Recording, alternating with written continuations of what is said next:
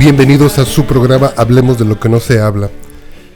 Es para nosotros un privilegio que usted nos permita entrar a donde quiera que usted se encuentre en este día.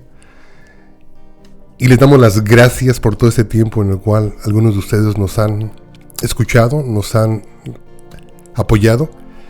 Y queremos hacer una oración inicialmente para poder iniciar nuestro ciclo.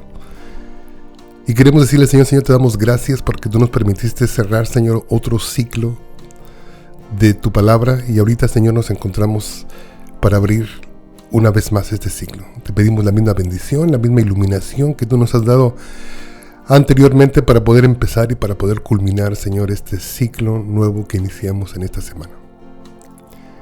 En el nombre de Yeshua HaMashiach, gracias, Señor. Así es, estamos iniciando un ciclo más y para esta semana tenemos la primera parashá que se llama Bereshit, que traducido a nuestro lenguaje básicamente es en el principio. Y vamos a estar dando lectura en Génesis 1:1 para poder iniciar. Yo creo que todos lo conocemos, pero sería bueno honrar la palabra del Señor con la lectura. Y yo creo que podríamos estar hablando horas y horas y horas del libro de Génesis, Jaime, pero vamos a tratar de sustraer lo más importante, al menos para lo más relevante para nuestra vida. Adelante, Jaime, ¿qué es lo que dice Génesis 1:1? En el principio creó Dios los cielos y la tierra. En el principio. Vamos a recordar que este es el principio de la creación que nosotros conocemos visiblemente y lo que desconocemos invisiblemente. Esto podríamos decir, Jaime, que es el principio de la creación universal, de lo infinito, pero esto no implica que sea el principio de Dios, ¿verdad? Porque Dios no tiene principio, Dios no tiene fin, Dios es eterno. Simplemente la palabra nos está diciendo que lo que vamos a estar viendo en este tiempo, durante toda esta porciones de este libro, simplemente es el principio de nuestra creación. ¿Qué podríamos resaltar de mayor importancia y específicamente en esta parasha, Jaime, donde viene la creación de la creación, donde viene la creación del hombre? ¿Qué sería lo más relevante que tú piensas que podríamos sustraer de esta porción? Sí, primero que nada, lo que dice aquí Dios, en el principio creó Dios los cielos y la tierra. Hace una diferencia entre cielos y tierra, porque primero los cielos fueron creados en los que habita Dios, los ángeles y todo esto que espiritual, el mundo, están los cielos, y enseguida lo que viene siendo el universo, que es toda lo que vemos, las estrellas, las constelaciones, después el cielo que vemos aquí en la tierra. Y después de esto, de todos estos cielos, vemos que Dios hace la tierra también, le da forma a la forma donde dice que estaba desordenada y vacía. O sea que Dios hace la creación de todos los cielos y la tierra estaba desordenada y vacía. Pero al hacer la creación de los cielos, Dios crea a todos sus ángeles. Porque si se recuerdan, cuando es creado Adán y Eva, el enemigo se mete en la serpiente. Y el enemigo entonces quiere decir que ya estaba en este lugar. Ya estaba en esta oscuridad. Ya estaba en este desorden que había en la tierra. ¿Cómo podemos saber eso? Pues en el final del libro de la Biblia, en Apocalipsis 19, nos habla de que y Satanás y sus ángeles fueron arrojados a la tierra. Y nos damos cuenta que aunque eso está en el final, en el principio hace sentido de que por qué estaba desordenada la tierra, porque ya Satanás y sus ángeles caídos que habían atentado a usurpar el trono de Dios ya habían sido tirados y habían desordenado este lugar, y empieza el plan de Dios para ahora hacer una creación en la cual Él va a glorificar su nombre en la tierra, pero todo va a influenciar todos los cielos y el universo. Amén. Yo creo que cuando todos los pastores estamos en el Instituto Bíblico y estamos iniciando en el libro de Génesis, yo creo que todos recordemos que es una de las clases principales que más se prolonga, ¿no? El entender el caos en el que se encontraba la tierra antes de que todo fuera ordenado. Y cuando precisamente hablamos de que Satanás fue echado, primeramente fue el primer habitante de esta tierra, y al ser el primer habitante en su estado caído, en su estado rechazado del cielo, de la presencia de Dios, siempre culminamos que esa es parte de la ira que él tiene, porque todavía está la fecha, todavía tiene esa ira, y siempre ha ido tratando de imponer el desorden, de generar el caos en toda la creación de Dios, ¿no? Y es ahí donde damos lugar a lo que dice los primeros versículos del libro de Génesis, donde dice que el Espíritu de Dios se movía sobre la faz de la tierra, y podemos entender, podemos deducir que el caos que se generó con la caída de Satanás y sus ángeles, el mismo Espíritu de Dios estaba tratando de volver a poner este orden en la creación, para que así este lugar estuviera una vez más habitable para el hombre que iba a venir a gobernar la tierra, porque esa era la voluntad de Dios.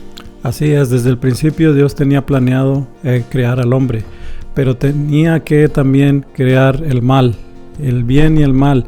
Nosotros tenemos que aprender que hay mal, qué es lo malo, qué es lo bueno, y ver el amor de Dios que tiene por su creación, porque no nada más fue que la creó y ahí la dejó. Pues en el siguiente versículo nos dice: y dijo Dios, sea la luz, y la luz inmediatamente se hizo.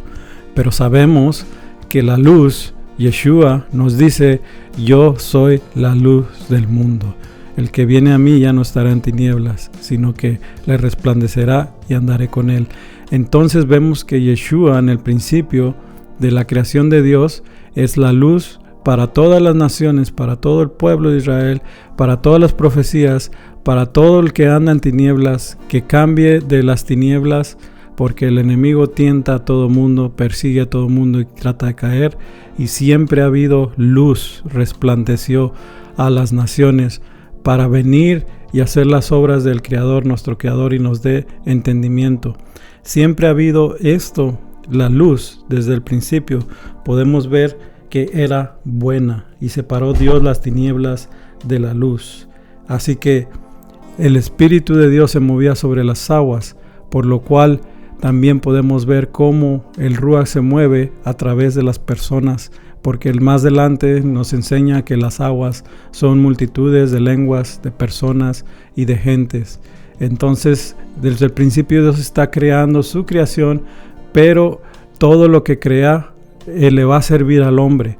El hombre simplemente existió, pero ya estaba creado el oxígeno, ya estaba creado la que iba a comer, ya estaba creado dónde iba a vivir, ya estaba cómo iba a subsistir, ya estaba el mal aquí.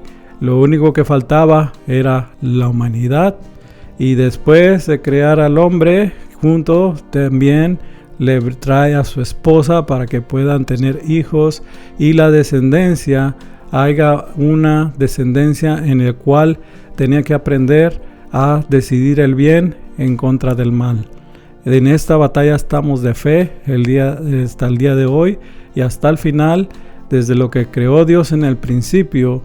Eso ha sido todo el plan para la redención de la humanidad: venir, ser luz, enseñarnos, abrirnos los ojos, que es el amor. Yeshua nos dice en Efesios 5 que Yeshua se entregó por su iglesia, por su creación, por sus humanos, por los humanos, no por los ángeles, no por otras cosas, sino por los humanos, por su esposa, por la que los creyentes, los que van a creer, los que van a vencer al enemigo, los que van a vencer el mal con el bien. Amén. Yo creo que no puedo perder la oportunidad de en este programa explicar a la gente por qué nosotros empezamos los días, lo que podríamos decir que ellos dicen un día antes, Jaime. Yo creo que no podemos saltarnos esta oportunidad para que la gente alcance a entender la profundidad del conocimiento que el Señor nos ha revelado y que todo lo que hacemos lo hacemos conforme lo que la Torá nos está explicando. Jaime, debemos de explicarles el por qué nosotros cuando empezamos el Sabbat lo empezamos desde el viernes. Así es, en el versículo 5 nos dice: llamó Dios a la luz día y a las tinieblas llamó noche, y fue la tarde y la mañana un día. Para Dios los días empiezan en la tarde, ¿sí? Y en la mañana es el siguiente, se completa el día en toda la mañana, que transcurre desde las 6 de la mañana hasta que oscurece otra vez las 6 de la tarde, se acaba el día. Entonces para Dios empezó en la tarde del día anterior, como a las 6, 7 de la tarde que oscurece, hasta el siguiente día a las 6, 7 termina un primer día. Eso es lo que nos dice en este, y sucesivamente en el día 2 dice: y fue la tarde y la mañana el día segundo, y sucesivamente, y fue la tarde y la mañana el día tercero.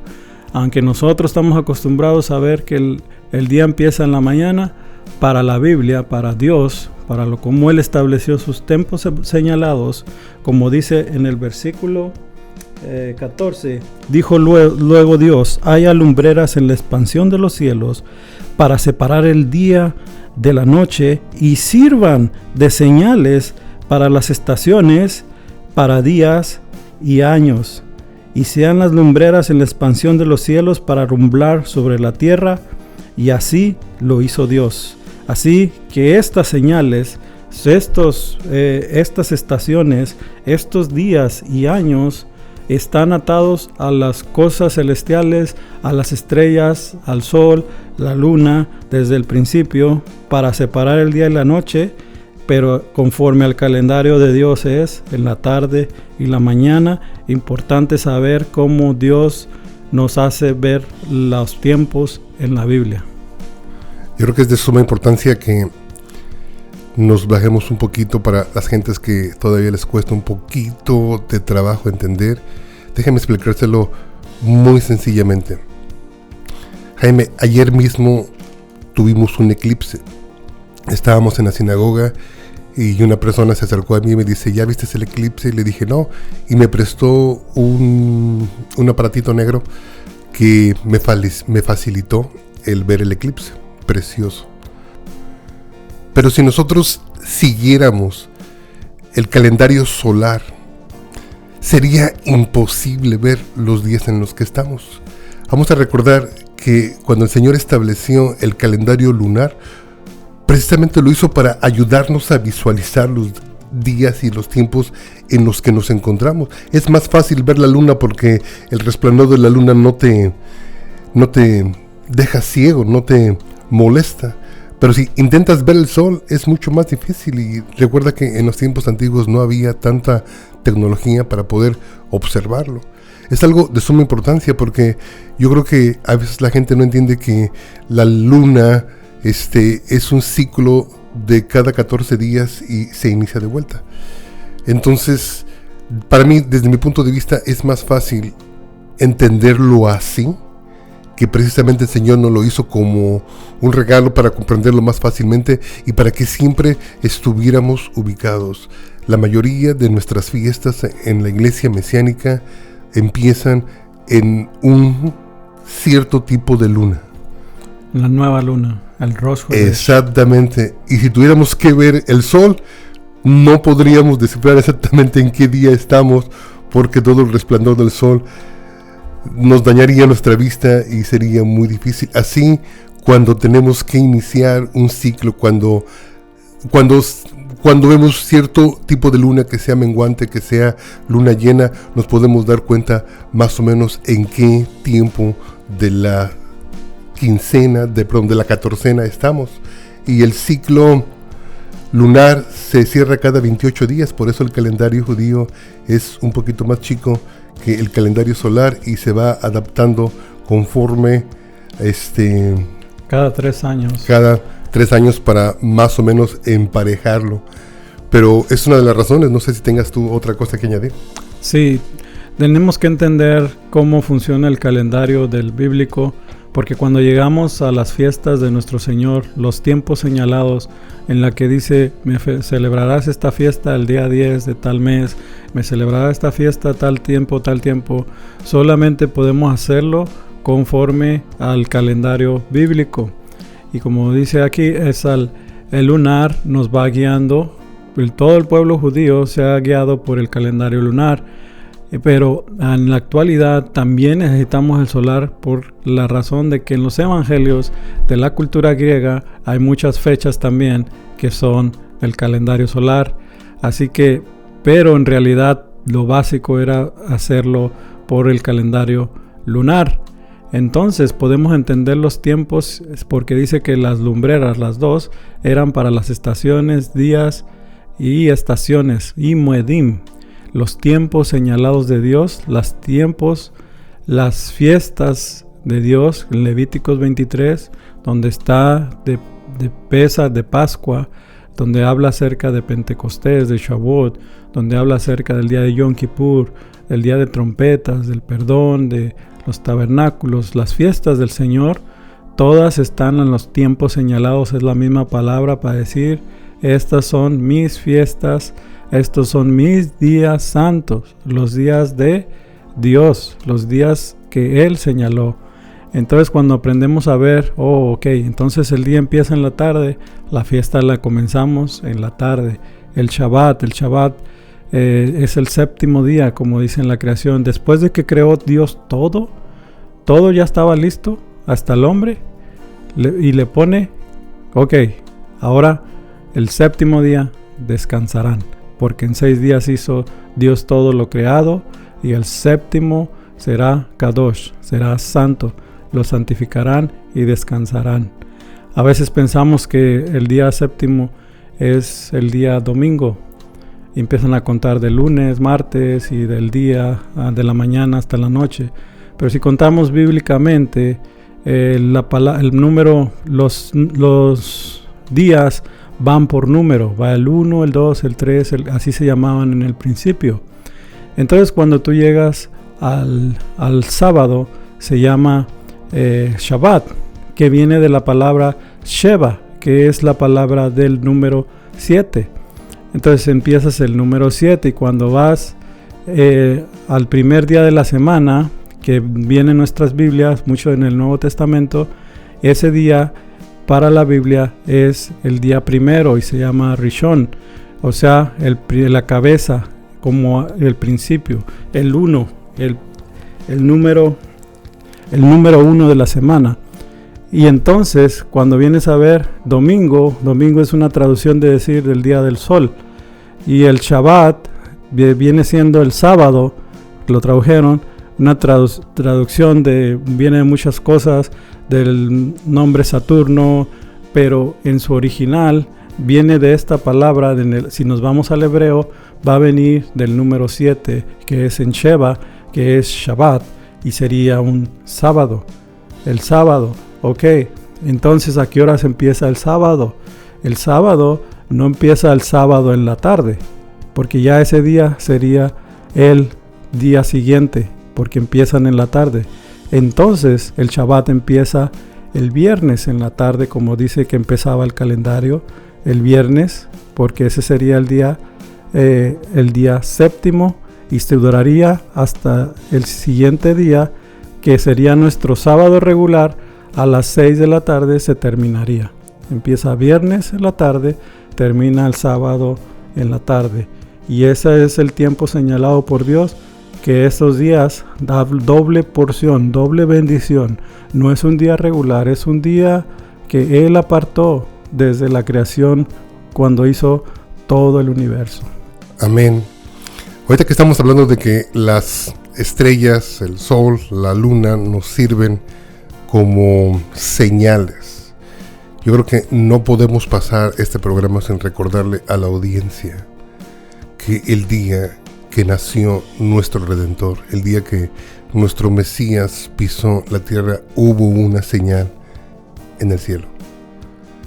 Hubo una estrella que venía siendo seguida específicamente por los 3 hombres sabios y toda su caravana, y fue la señal que los llevó a encontrar el lugar donde había nacido. Yo creo que esa es una de las cosas que necesitamos remarcar, el cómo en la antigüedad las estelas solares nos servían de señas para anunciarnos algún evento especial que estaba pasando aquí en la tierra. Jaime, si recuerdas esa señal que generalmente le decimos la estrella de Belén. Así es, efectivamente. Esta señal viene de la profecía en la cuando Balac quería maldecir al pueblo y en lugar de maldición salía bendición. Y esta bendición, ahí está la profecía, dice: saldrá estrella de Jacob. Y estos, qué hermosos son los tabernáculos, las sucas de Israel. Y esto es muy cantado en todas las sinagogas. Ma tovu, oh aleja, Jacob. Cuán delicioso es habitar en los tabernáculos del Señor. Y saldrá estrella de Jacob. Desde ya la Torá, desde Números, estaba esta historia en la cual se bendecía y que se esperaba que una estrella aparecería, y esa estrella sería el rey Mesías, el rey que iba a aparecer. Los sabios vinieron desde el oriente. Parece ser que esto fue entrenados por Daniel 500 años antes, por lo cual estaba esperando al Mesías, porque se le había revelado a él los tiempos señalados de cuando más o menos, cuando vieran la estrella de Jacob y inmediatamente fueran a ver al Mesías Yeshua, al rey de los judíos tan esperado.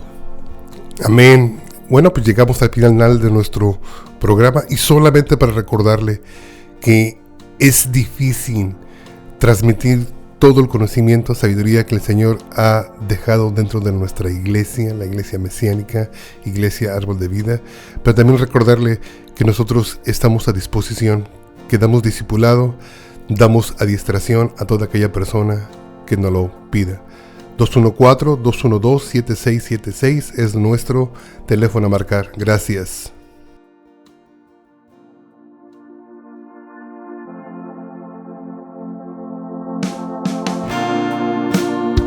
Que el Señor te bendiga, que el Señor te guarde, haga resplandecer su rostro sobre de ti.